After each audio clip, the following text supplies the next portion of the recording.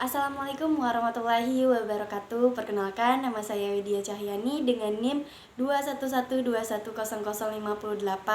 Di sini saya dari kelas 2 CPAI, Prodi Pendidikan Agama Islam, Fakultas Tarbiyah dan Tadris, Universitas Islam Negeri Fatmawati Soekarno Bengkulu. Yang mana tujuan dalam pembuatan video ini yaitu untuk memenuhi tugas ujian akhir pada mata kuliah Pendidikan Pramuka yang mana diampu oleh Ibu Fitria Melinda, MPDI. Untuk itu, mari kita simak videonya. Soal pertama mengenai Kode Kehormatan Pramuka dan apa saja Kode Kehormatan Pramuka itu serta jelaskan prinsip dari kepramukaan.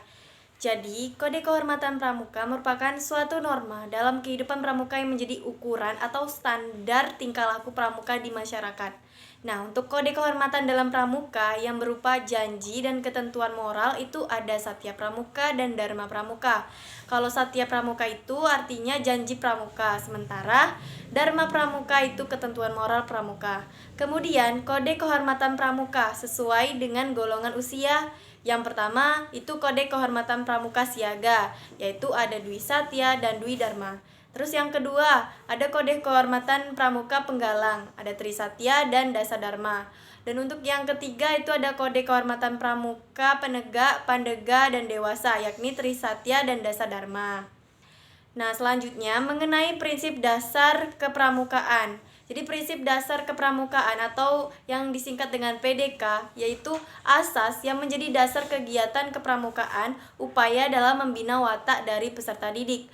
Nah, prinsip dasar kepramukaan itu ada 4, yaitu yang pertama iman dan takwa kepada Tuhan Yang Maha Esa. Terus yang kedua peduli terhadap bangsa, negara, sesama manusia, dan alam sekitar. Yang ketiga peduli terhadap diri sendiri, dan yang keempat itu taat kepada Kode Kehormatan Pramuka. Soal kedua yaitu mengenai sejarah singkat pramuka, baik yang di dunia ataupun di Indonesia. Yang pertama, sejarah pramuka dunia. Seperti yang kita tahu bahwasannya Bapak Pramuka sedunia itu adalah Baden-Powell. Nah, Baden-Powell ini dulunya menjabat sebagai Letnan Jenderal Militer di Inggris. Beliau sangat berminat di dalam dunia militer.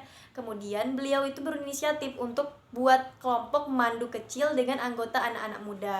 Lalu Baden-Powell ini mengadakan kegiatan perkemahan pertamanya selama 8 hari. Dan perkemahan pertama itu diadakan di Bronsea, Inggris. Selanjutnya sejarah pramuka yang ada di Indonesia.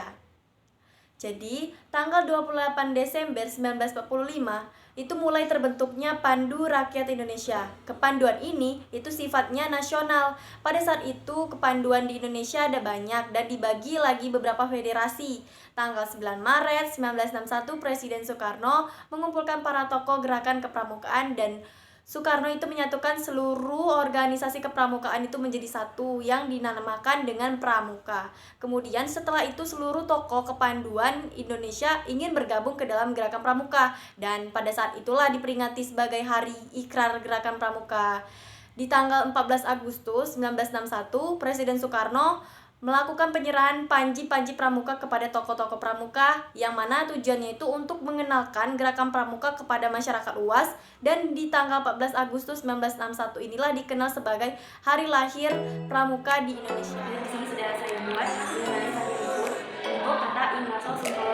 Jadi ini urutannya adalah ini kecil semua. Nah, di dalam tulisannya ini A,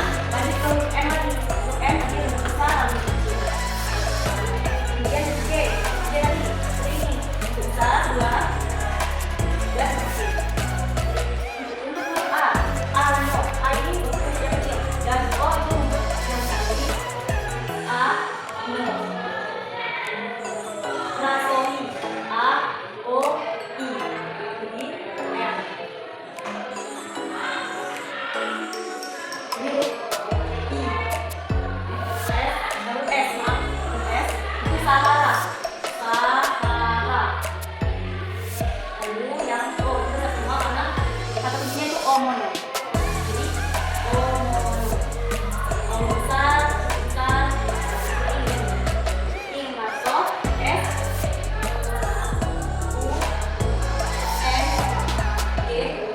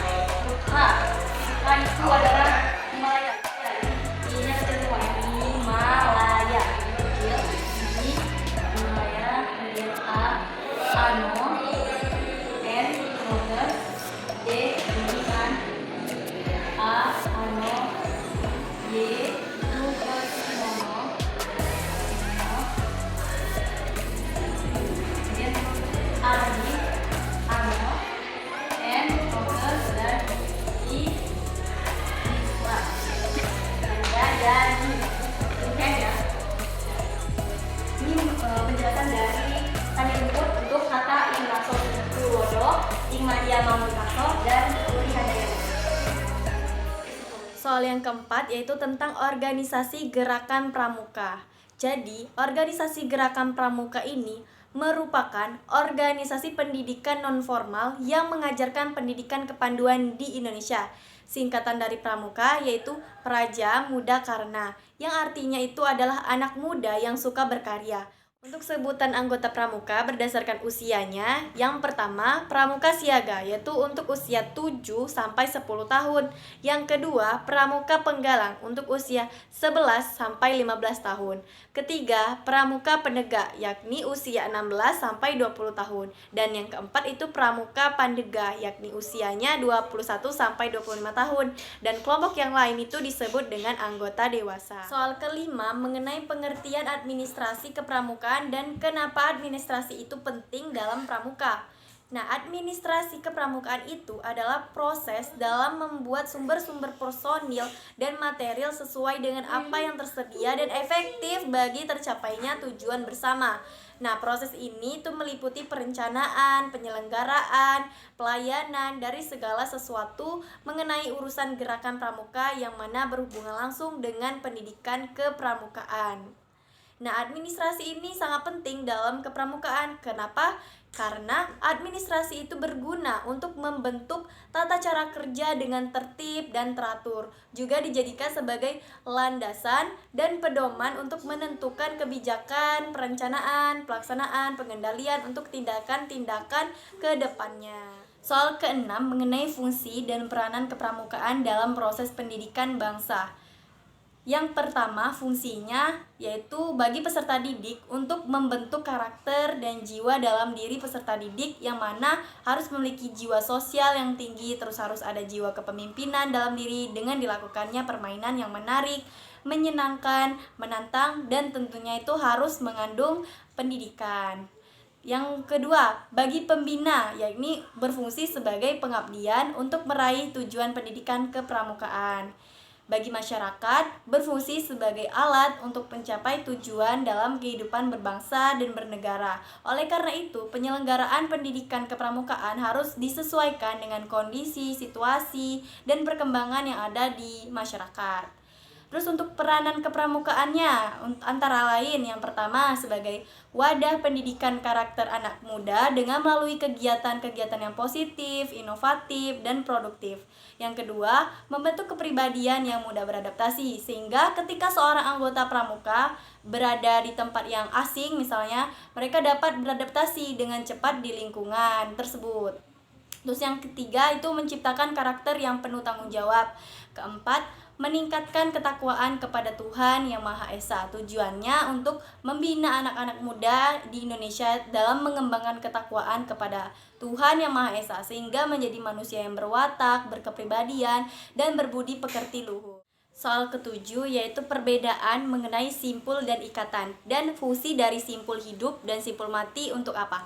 Jadi perbedaan simpul dan ikatan itu hanya terletak pada hubungan talinya saja. Kalau simpul itu tali yang terhubung dengan tali, sedangkan ikatan adalah tali yang terhubung dengan benda-benda lain. Contohnya seperti kayu, bambu, sapu, sumpit, dan lain-lain. Nah, untuk fungsi simpul mati itu untuk menyambung dua utas tali yang diameternya sama besar dan memiliki permukaan kasar. Simpul mati akan sulit untuk dilepas karena digunakan untuk mengakhiri simpul tali. Nah, sementara fungsi simpul hidup itu untuk mengikat suatu benda dengan kuat, namun ikatan itu tidak sulit untuk dilepas.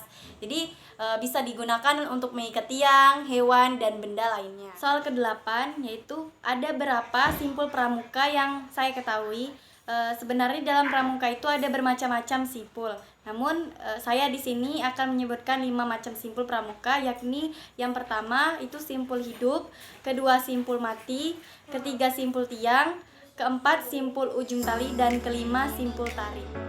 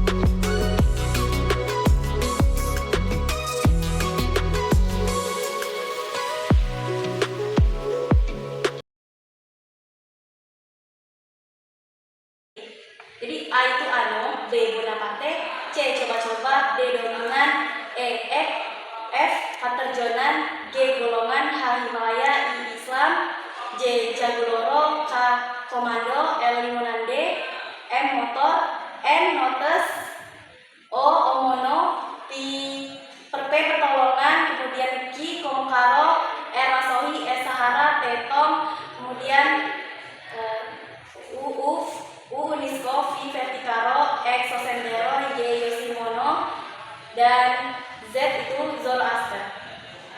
Di sini saya akan menjelaskan secara singkat isi makalah saya, yakni dari kelompok 8 yang mana berjudul Falsafah Kepramukaan. Yang pertama, pengertian dan makna Pancasila. Jadi Pancasila merupakan dasar negara Republik Indonesia. Kata Pancasila berasal dari bahasa Sanskerta, panca artinya 5 dan sila berarti prinsip atau asas. Nah, masing-masing sila itu mengandung nilai-nilai yang menjadi pedoman bagi bangsa Indonesia. Pancasila yang pertama itu berbunyi ketuhanan yang Maha Esa. Bermakna Tuhan yang Maha Esa sebagai cahaya bagi kehidupan manusia dan mengutamakan kerukunan umat beragama yang beragam di Indonesia. Sila kedua berbunyi kemanusiaan yang adil dan beradab. Maknanya bahwa manusia itu saling membutuhkan satu sama lain dan dijadikan pedoman bangsa Indonesia untuk menghargai hak asasi manusia. Sila ketiga, persatuan Indonesia dijadikan sebagai pedoman bangsa Indonesia untuk mengutamakan kepentingan persatuan bangsa daripada kepentingan individu. Sila keempat, kerakyatan yang dipimpin oleh hikmat dalam permusyawaratan perwakilan itu bermakna bahwa masyarakat harus bermusyawarah untuk mengambil suatu keputusan. Sila kelima, keadilan sosial bagi seluruh rakyat Indonesia. Bermakna negara Indonesia bercita-cita untuk menyejahterakan rakyatnya tanpa membeda-bedakan status sosial dan ekonomi. Nah, selanjutnya pengertian dan makna dari Trisatya. Jadi Trisatya itu janji yang diikrarkan oleh anggota pramuka dengan segenap hati. Dan di dalam Trisatya mengandung 6 unsur kewajiban yang utama. Yang pertama menjalankan kewajiban pada Tuhan Yang Maha Esa, kedua menjalankan kewajiban pada NKRI, menjalankan kewajiban pada Pancasila, dan mengamalkan serta menjalankan kewajiban pada sesama hidup dan saling membantu, menjalankan kewajiban pada masyarakat dan menjalankan kewajiban terhadap dasar dharma. Lalu untuk pengertian dan makna dasar dharma itu sendiri, dasar dharma adalah ketentuan moral yang memuat pokok-pokok moral yang harus kita tanam dalam diri agar dapat menjadi manusia yang bermoral, NKRI, kemudian mencintai sesama manusia dan alam. Dan yang terakhir itu ada anggaran dasar dan anggaran rumah tangga yang merupakan ketentuan dasar dan ketentuan operasional visi misi gerakan pramuka di Indonesia untuk dijadikan pegangan serta landasan gerak kegiatan setiap anggota pramuka. Mengenai kenapa kepramukaan itu penting bagi pendidikan, karena dalam kepramukaan itu akan diajarkan hal-hal yang positif, kemudian berinovatif, kreatif, yang mana tujuannya itu untuk membentuk karakter, kemudian mental dan juga watak serta kepribadian yang memiliki semangat bela negara, jiwa patriot, dan semangat membangun negeri. Nah, kepramukaan itu sangat penting. Contohnya saja dalam pengembangan diri pada siswa. Jadi pada pendidikan kepramukaan itu akan diajarkan bagaimana cara kita bertahan hidup, kemudian beradaptasi dengan lingkungan, dan itu akan membuat siswa jadi lebih tangguh, lebih punya karakter, serta bertanggung jawab, juga mandiri dan memiliki jiwa kepemimpinan, sehingga dapat melahirkan siswa-siswa yang mumpuni baik secara mental dan juga fisiknya. Untuk pembuatan peta pita, kita pertama-tama harus menyiapkan terlebih dahulu peralatannya, seperti kertas, pensil, penggaris, penghapus, kemudian kompas, alas untuk pembuatan peta pita juga diperlukan. Baru setelah itu kita membuat tabel atau kolom untuk pembuatan peta pitanya. Dalam pembuatan tabel ini, seperti biasa pada umumnya kita membuat kolom, garis-garis terlebih dahulu. Tapi kalau untuk peta pita itu kita mulainya dari bawah. Dari bawah kita mulai penulisannya.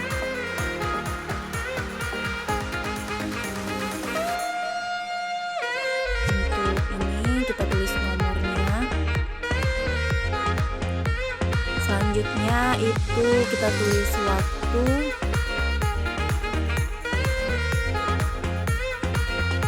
kemudian arah,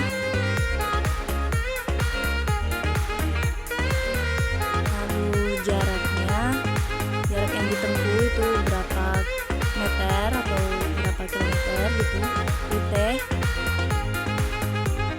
Untuk nomor pertama misalnya kita berangkat itu waktunya sekitar 8.30.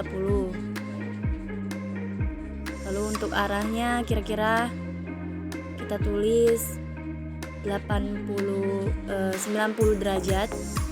Dan untuk jaraknya misalnya saja 85 meter ya, kalau 85 km itu kejauhan, jadi ini salah tulis. Selanjutnya misalnya kita melewati sungai, maka kita gambarkan seperti itu bahwa kita sudah melewati rute yang ada sungainya. Selanjutnya yang kedua, lanjut ke perjalanan kedua, yaitu kita sampai di sana jam 9.10. 9:10. Jadi kira-kira 100 derajat kita menempuhnya dan 100 meter jaraknya. Kemudian kita melewati pohon-pohon di sana atau hutan-hutan. Seperti itulah kira-kira pembuatan dari peta pita. Jadi kita buat tabelnya terlebih dahulu mulai dari bawah, kemudian kita tulis nomornya. Tetapi perlu diingat dalam pembuatan peta itu kita tentunya harus memiliki perlengkapan. Baru setelah itu kita bisa membuat tabelnya dengan menuliskan tabel dengan garis-garis dan dimulai dari bawah. Ada nomornya, waktu, arah, kemudian jarak tempuh, rutenya melewati apa saja itu ditulis.